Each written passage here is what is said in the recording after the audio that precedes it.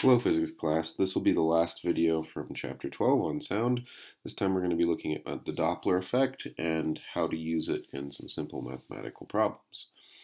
So first we should talk about what the Doppler effect is. Let me get my pen ready.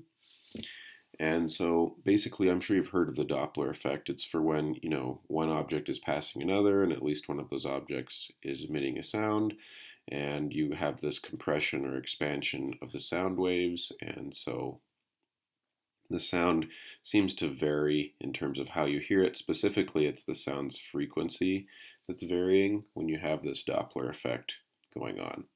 So the Doppler effect can occur for a variety of different situations. The one that we're going to be interested in, and the ones that apply to sound and even to more complex phenomena that have to do with electromagnetic waves, which you'll read about after this video, are so what we'll be investigating in particular is when the wave source or the wave emitter is moving or when it's stationary.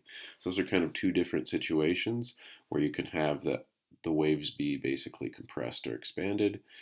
And so then you have someone else looking at those waves or hearing those waves if they're sound waves, and how they're impacted by those waves is also going to change how the equations work.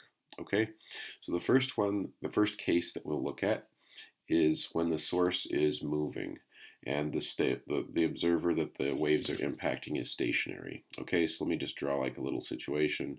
So let's say we have a wave source right here, and so this is the source, and so this wave source has a velocity vector, it's moving, and so then we have over here an observer. Let's just draw a little person. And the source is, of course, as it's moving, also emitting waves. It's making a sound like a siren on a fire truck, I think is the book's example. So as it's moving, it emits waves like so, and then those waves eventually go over here and impact the person. But because it's moving, you want to think about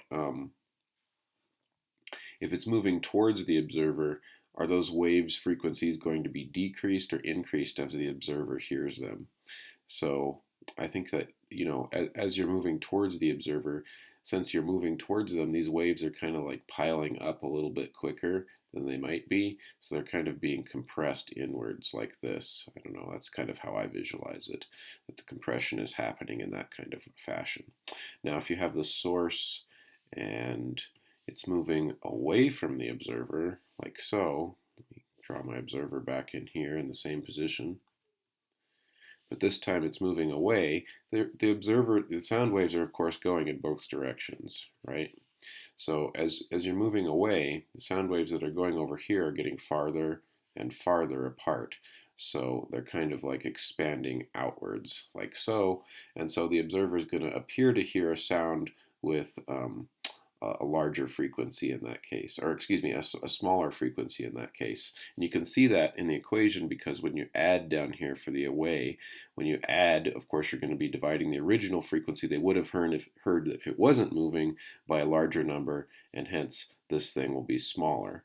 In this case, when we're in this first case right here, case 1 and case 2, you're dividing by something that is this 1 minus is going to decrease the size of this division, so that's going to mean you're dividing by less, so it's going to achieve the opposite effect. So hopefully that makes it a little bit clear there. The other case is, what about if the source is not moving, but the observer is moving in terms of its approaching, or, oops, looks like I forgot to fix that one, and the observer is, we should say right here, moving away. So in that case, a pretty similar thing is going to happen. Here's a nice picture of when the source is stationary and the observer is moving in. So as the observer is moving in and this source is emitting waves, you can see that since the observer is moving in, they're going to get kind of closer together. So that's going to be this equation right here. And the other idea is if the source, again, is still fixed, the observer over here, which this time has been represented by a car, I'll draw the world's worst car. And what if they're moving away as this source of waves tries to get them? So you can see that as they move away, basically they're going to be impacting waves less and less frequently, so the frequency should be less. And so that's encapsulated by this equation. Okay, so let's look at a specific example. So example 1214 from the book says that you have a moving siren on a police car. It's emitting a predominant frequency of this, so this is like the original frequency. What frequency will you hear? What new frequency, right? The notation here is that prime doesn't mean derivative like in calculus, but means new frequency after it's undergone a Doppler shift. So what frequency will you hear if you're at rest and the police car moves at this velocity? So we need to think about which situation we have. If we're at rest and the police car is the thing emitting the sound waves, then it's going to be one of these two up here, right? Because the source is moving and we're at rest. So is the source moving towards us or away from us? And it says the source is moving, we're supposed to do it both ways. A is toward you. So toward you, we're going to have the first one with a minus. So the Doppler shifted frequency will be the original frequency over 1 minus the velocity of the car, or the source, divided by the velocity of that wave, which in this case is the velocity of sound. So you can apply this to other waves besides sound as well, right? Okay, so we have the first frequency, so let's plug in our numbers. That's 1600 over 1 minus the car is moving at 25 meters per second. And the velocity at the speed of sound at room temperature, we'll just assume it's not really hot or cold. It's of course 343 meters per second. Notice I have that memorized by now, and so should you. All right, so then what about if the police car is moving away from us? So then the Doppler shift should be the opposite. So we'll have the original frequency divided by 1 plus the velocity. Oh, let me make that a little bit nicer. Of the car divided by the velocity of that sound wave. So in that case, it'll be 1600 over 1 plus 25 meters per second by 343 meters per second. So now we can just put these in our calculator and see how they work out. So let me scoot this over just a bit, pull up my calculator. We'll see what we get, and we'll also think about whether this makes sense. So 1600, and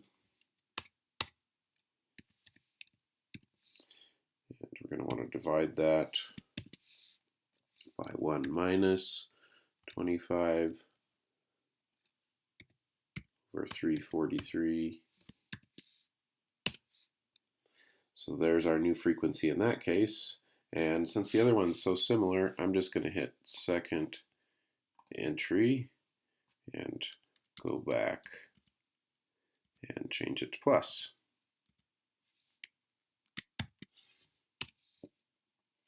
All right, so those are our answers. Looks like we've got 1725 for this one. And it's hertz, right? Because it's a frequency. And we'll look at the other one, 1491 approximately. I'm not going to be too careful with my significant figures on this problem or anything like that. So let's go back and think if that's correct. So in the first case, let's think about this. We're the observer and the police car is moving towards us. So here we are. Let me get another color out. So here we are. And here is the car. And I'll be color consistent with up above if I can. The police car is moving towards us. It's emitting the waves. So as it moves towards us, I think they're going to stack up tighter and tighter as they get to us. So that should mean that the frequency of the waves is increased, which it is. We're going to be experiencing more of them per unit time. And in the other case, the car is moving away from us. So here's the car, and it's moving away. That's its velocity in this case. It's emitting sound waves from both sides as it moves away. But the sound waves that we're encountering, since it's getting farther and farther away in that direction, will be bigger and bigger and bigger.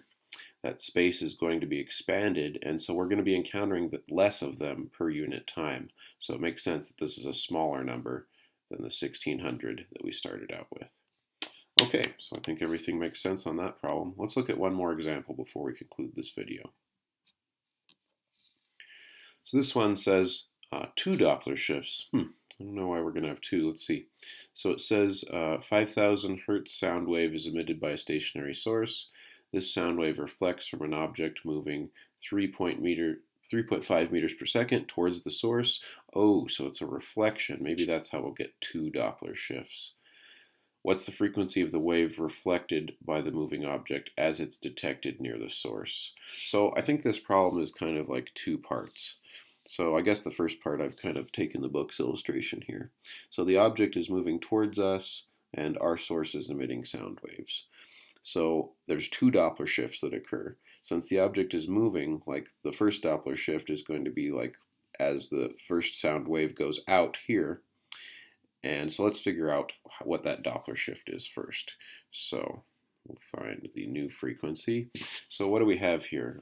The source is stationary and the object is moving towards it. I think we had an equation for that if I scroll back up. Stationary source, the object is approaching. That's this one. So it's 1 plus the ratio of velocities times the old frequency. So 1 plus the velocity of that object divided by the velocity of the wave, which in this case is a sound wave, times the old frequency.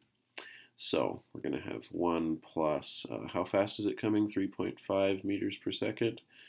We'll assume we're moving in normal room temperature, and our source is 5,000 hertz, must be a really high frequency source.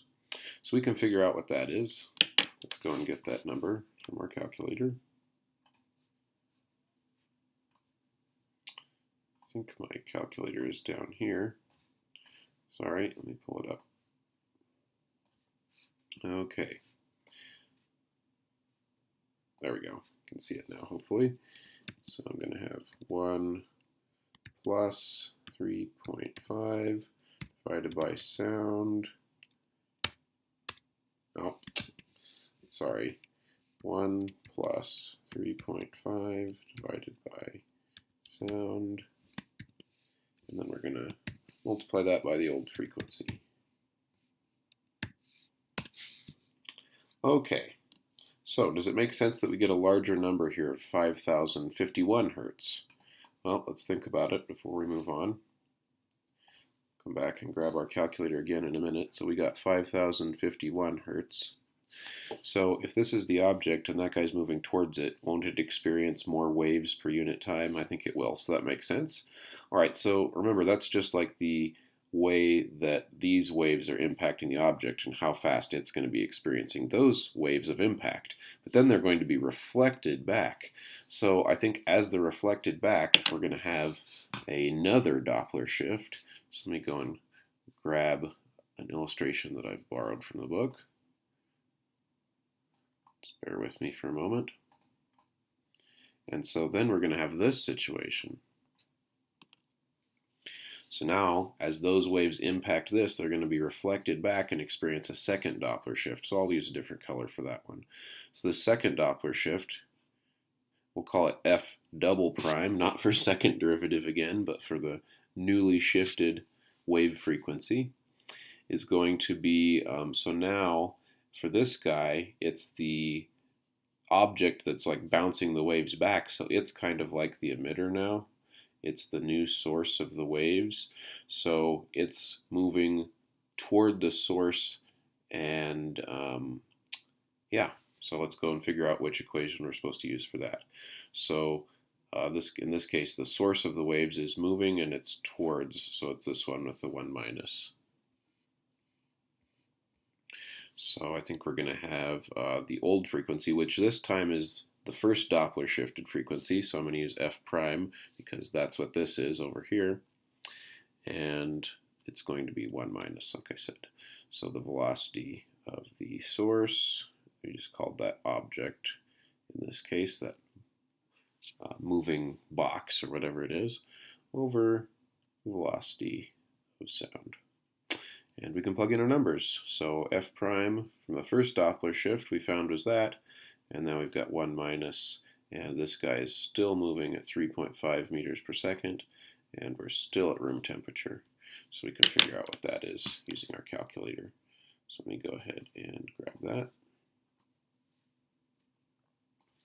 And so we have 5,051 divided by 1 minus 3.5 over 343. And so that's 5,103 hertz approximately.